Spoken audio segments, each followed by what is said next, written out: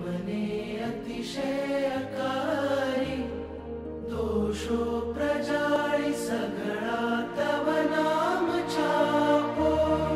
मां पाहि ओं भगवती भवदुःखकापो खाली न कोई स्थळ छे विण आप धारो ब्रह्मांड माणु अणु महिवास तारो शक्ति न माप गणा अगणित मापो मां पाहि ओं भगवती भवदुःखकापो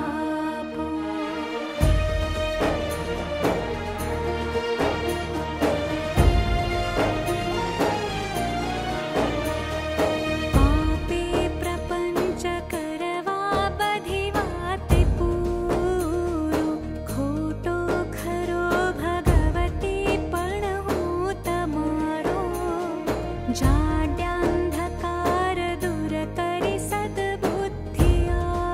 आपो मां पाहि ओं भगवती भवदुःखकापो शीखे सुणे रसिक छंद जये कचेते तेना थकी त्रिविधता पटळे खचिते वाधे विशेष वळी अंबतणा प्रतापो मां पाहि ओं भगवती भवदुःखकापो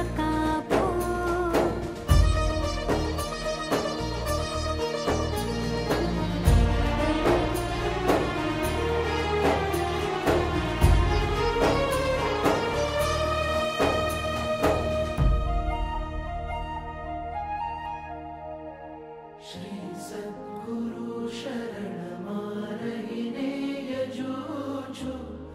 रात्रि दिने भगवती तुझने भजूछु सद्भक्त सेवक तणा परिताप कापो मां पाहि ओं भगवती भवदुःखकापो अंतर विषय अधिक उर्मिथता भवानी गाओ स्तुति तव बळ